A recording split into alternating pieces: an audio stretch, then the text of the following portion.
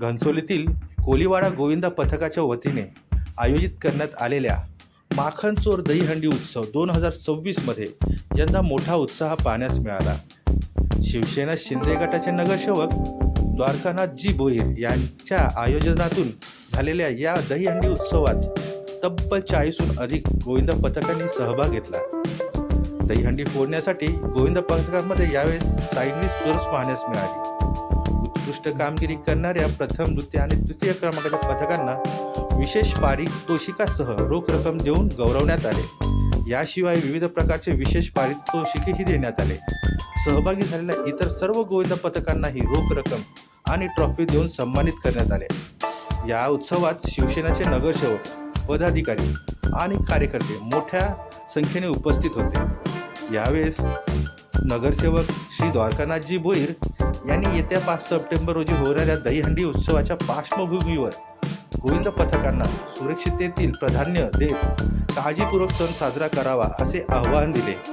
एकूणच घनसोलीतील कोलीवाड्यातील माखनचोर दहीहंडी उत्सवाने गोविंदा पथकांचा उत्सव वाढवलाच आणि सुरक्षित दहीहंडीचे संदेशही दिले। मोठ्या प्रमाणात साजरा झालेला आहे, काय भावना आहेत, काय सांगणार आहात?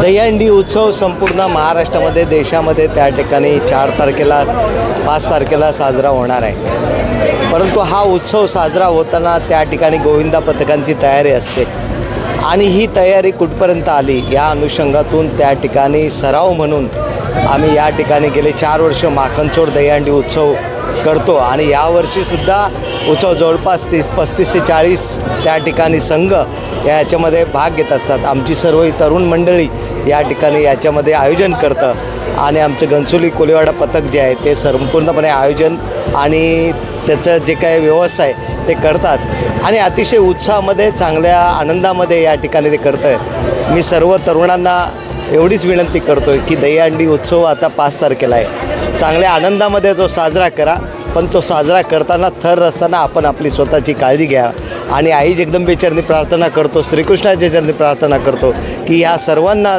गोविंदा पथकांना त्या ठिकाणी शक्ती देऊन चांगल्या उत्साहाच्या वातावरणात त्यांच्याकडून दहीहंडी उत्सव पार पडो आणि आमचे जे सर्व कार्यकर्ते आहेत, तरुण मंडळी आहे, या सर्वांनाही शुभेच्छा देतो आणि खास करून सर्वांना धन्यवाद देतो की अशा प्रकारचा उत्सव ते या ठिकाणी साजरा करतात आणि वर्षानुवर्ष आता गेले 4 वर्ष या ठिकाणी साजरा होतो। त्यांची मेहनत, त्यांचं या पाठीमागची जी काय मनामध्ये एक जिज्ञासा आहे ती निश्चितच कौतुकास्पद आहे आणि म्हणून त्यांना भविष्यामध्ये सुद्धा आणखी चांगल्या प्रकारे उत्सव करण्याचे जे माझं सहकार्य लागेल माझ्याकडून ते त्यांना निश्चितच करेन आणि त्यांनी या उत्सवाच्या माध्यमातून आणखी प्रेरणा घेऊन हा उत्सव मोठा करावा एवढीच विनंती। प्रथम पारितोषिक जे आहे नौशीलकरांना मिळालं आहे आणि द्वितीय जे पारितोषिक आहे घनसोलीकरांना मिळालं आहे। एकंदरीत पारितोषिक हे घनसोलीकरांसाठी एक प्रकारचं जल्लोष या ठिकाणी पाहायला मिळालं आहे। नाही, या ठिकाणी संघ खूप आता शिरवणे, जुईनगर, त्या ठिकाणी नौशील नाका, रबाळे, दिवे, ऐरोली, डोंगरी ह्या ठिकाणून बऱ्याच ठिकाणावरून संघ येतात, परंतु त्या ठिकाणी त्यांचे सराव कशा प्रकारे आहेत आणि त्यातून ते थर कसे रचले झालेत। आता नौशीलकरांनी त्या ठिकाणी थर एका फर्स्ट अटेम्प्टमध्येच त्यांनी 7 थर लावले, त्यामुळे निश्चितच त्यांचा सराव हा कौतुकास्पद आहे। त्याबरोबर त्यानंतर घनसोलीकरांनी सुद्धा लावले, त्यामुळे दोन्ही संघ त्या ठिकाणी आहेत, परंतु शेवटी गुणांचा क्रम देताना त्या ठिकाणी फर्स्ट अटेम्प्टमध्ये लावल्यामुळे त्यांना देण्यात आला, परंतु ते सुद्धा चांगले आहेत, परंतु जवळच या ठिकाणी जवळ उत्सव आहे त्यामुळे जवळचे संघ जास्त येतात आणि म्हणून त्यांना या अनुषंगातून शुभेच्छा देतो।